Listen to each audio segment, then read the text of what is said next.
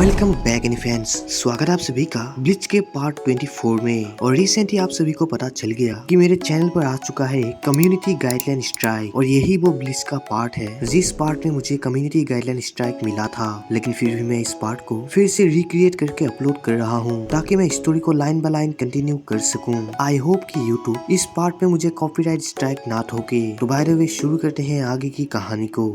तो जैसा कि पिछले पार्ट में हमने देखा था, ग्रैंड फिशर का सामना इचिगो के डैड यानी इचिन कुरोसाकी से होता है। और ग्रैंड फिशर इचिन को यहाँ देखकर उसे ट्रोल करने लगता है क्योंकि उसे लगता है कि इचिन बहुत कमजोर है। लेकिन असलियत में इचिन ग्रैंड फिशर को बहुत ही आसानी से अपने एक ही अटैक में खत्म कर देता है, जो देखकर ग्रैंड फिशर को अपनी आंखों पर यकीन नहीं होता। और अब आगे इचिन की ऐसी ताकत देखकर कौन और ये तीनों बहुत ज्यादा शौक में होते हैं। और फिर इचिन उदासी वाले फेस को लेकर यहाँ से जाने लगता है। लेकिन तभी यहाँ पर किसुके उराहरा आता है जो इचिन से कहता है कि उन दोनों को मिले हुए काफी समय हो चुका है। और हमें इस बात से यही पता चलता है कि इचिन और उराहरा एक दूसरे को बहुत ही पहले से जानते थे। और तकरीबन 20 साल पहले इचिन के साथ कोई हादसा हुआ था जिसमें उराहरा भी इन्वॉल्व था, जिसके लिए उराहरा उससे माफी मांगने लगता है। और उराहरा की बातों को सुनकर इचिन कहता है कि वो इस होलो यानी ग्रैंड फिशर से कभी नफरत नहीं करता था। वो इन 20 सालों में सिर्फ नफरत करता था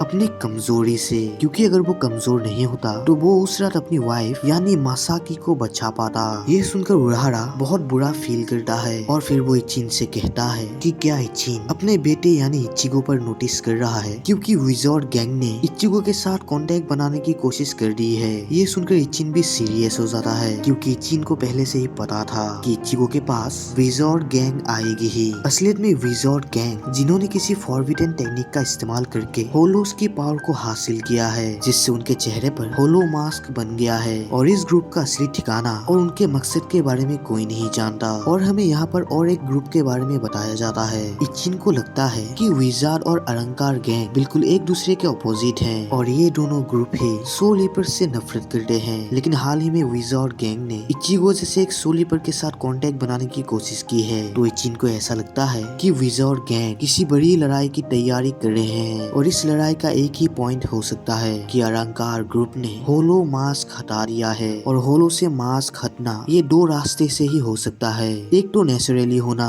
अगर नेचुरली किसी होलो का मास्क हटता है तो वो अचानक से अपने लेवल के होलो से एक या दो कदम आगे चला जाता है और इन्हें मोक अलंकार भी कहा जाता है। और दूसरा रास्ता ये है उन मोक होलोस पर रिसर्च करके उन्हें टोटली अलंकार बना देना, जिससे वो हद से पावरफुल हो जाएंगे और अपने साइज को भी कंट्रोल कर पाएंगे। और ये सब देखकर इचिन को लगता है कि इन सब के पीछे आइजेन सोसुके का ही हाथ है, जिसने मोक अलंकार के साथ कांटेक्ट बनाकर उन्हें असली अलंकार में बदलने की कोशिश की है। इसलिए उसने होगीकू बॉल छुड़ाई थी ताकि वो आसानी से अपने काम को अंजाम दे सके। ये सुनकर उराहरा कहता है कि अगर आइजेन सच में यही सोच रहा है तो उसका मिशन अभी पूरा होने में काफी वक्त है, क्योंकि उराहरा की कैलकुलेशन से होगीकू बॉल अभी तक मिच्योर नहीं हुई। उसे मिच्योर होने में अब भी 1 साल बाकी है। ये सुनकर इचिन कहता है कि भले ही होगीकू बॉल को मिच्योर होने में अभी टाइम है, लेकिन होगीकू बॉल अपनी आधी पावर में ही कोई कम चीज नहीं है। और आइजेन इस आधी पावर का इस्तेमाल करके ही अपना पूरा फायदा उठाने की कोशिश करेगा, क्योंकि वो इस लड़ाई को जीतने के लिए उन पूरे असली अलंकार और पूरे मेनोस को इकट्ठा करके उन्हें होगीकू बॉल की मदद से कंट्रोल करेगा और उन्हें सोल रीपर के साथ लड़वाएगा ताकि वो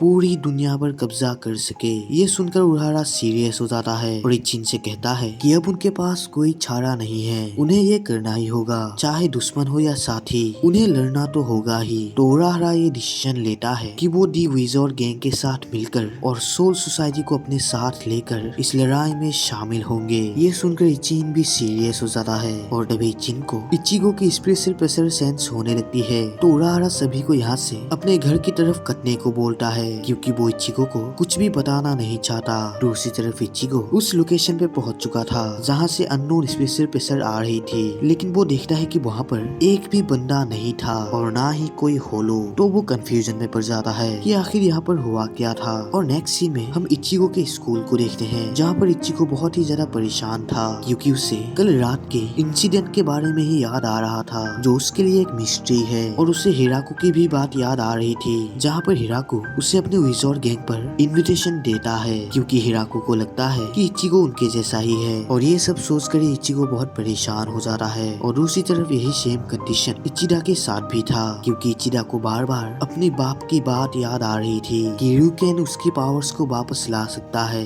लेकिन इसके बदले में इचिडा को अपने दोस्त यानी इचिगो का साथ छोड़ना होगा, जो वो बिल्कुल नहीं करना चाहता। ये सब सोचकर ही इचिडा परेशान हो जाता है। तभी यहाँ पर आती है ओरिहिमे, जिसके साथ हिराको भी था। और अब हिराको और ओरिहिमे एक अच्छे दोस्त बन चुके थे। और इस बात का फायदा उठाकर हिराको ओरिहिमे के साथ बदतमीजी करने लगता है। और ओरिहिमे के साथ बदतमीजी करता हुआ देख इचिगो की सनक जाती है और वो हिराको को घसीटते हुए रूम से बाहर ले आता है। और वो हिराको से पूछता है कि आखिर हिराको उनके स्कूल पर क्या कर रहा है। और उसने पहले ही बताया था कि वो उनके विजोर्ड गैंग पर नहीं ज्वाइन होगा, लेकिन फिर भी हिराको आखिर उसका पीछा क्यों कर रहा है। जिसपे हिराको कहता है कि चाहे कुछ भी हो जाए वो तब तक इचिगो का पीछा करेगा जब तक इचिगो उनके ग्रुप पर ज्वाइन होने से मान नहीं जाता। और अगर एक बार इचिगो विजोर्ड बन गया तो वो चाहकर भी उनके ग्रुप से निकल नहीं सकता। ये सुनकर इचिगो घबरा जाता है और उसके पसीने निकलने लगते हैं। और फिर हिराको कहता है कि इचिगो के सभी दोस्त और जो कोई भी है वो उन सबको प्रोटेक्ट करना चाहता है और उन्हें हर मुश्किल से बचाना चाहता है। लेकिन एक दिन उसके अंदर का होलो हद से ज्यादा पावरफुल हो जाएगा और वो उसकी असली बॉडी पर कंट्रोल पा लेगा। तो उस समय कुछ भी बदला नहीं जा सकता।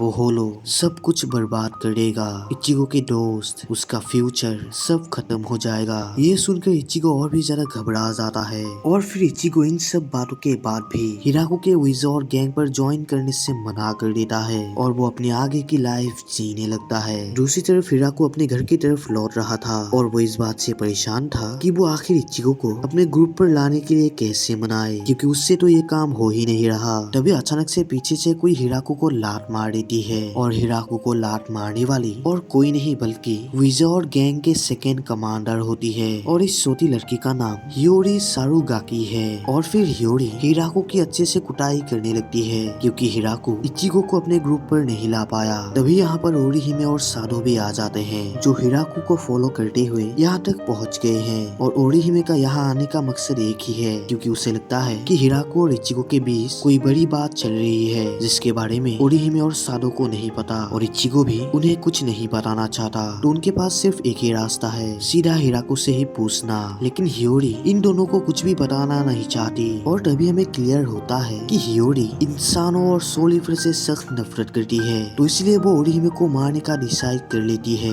लेकिन अटैक करने से पहले ही हिराको हियोरी को पकड़कर यहाँ से भागने लगता है और वो जाते हुए ओरिहिमे और साधो से माफी भी मांग के जाता है। और ओरिहिमे उनके पीछे जाने की कोशिश करती है लेकिन साधो उसे रोक देता है क्योंकि उसे लगता है कि वो हिराको और हियोरी के ताकत के सामने अपनी ताकत का इस्तेमाल नहीं कर सकते क्योंकि वो उनके मुकाबले काफी कमजोर हैं। और नेक्स्ट सीन में हम डायरेक्टर ऑफिस को देखते हैं जहाँ पर इचिडा के फादर ryuken इचिडा बैठा हुआ था। और तभी वहाँ पर इचिडा आता है और इचिडा को यहाँ देखकर ryuken उससे कहता है कि क्या इचिडा ने अपना फैसला ले लिया। जिसपे इचिडा कहता है कि उसे अपनी क्विंसी पावर को वापस लाना है और उसे अपनी खुद की क्विंसी पावर चाहिए, ना कि किसी दूसरे की। और फिर इचिडा कसम खाता है कि वो कभी भी सोल रीपर्स के साथ नहीं मिलेगा, चाहे वो उसके दोस्त ही क्यों ना हो। और अब इचिडा ने भी अपना फैसला ले लिया है। तो अगला पार्ट और भी ज्यादा क्रेजी होगा, तो उसे मिस ना करने के लिए मेरे चैनल को सब्सक्राइब करना मत भूलना। मिलते हैं अगले एक और नए वीडियो में, तब तक के लिए बाय।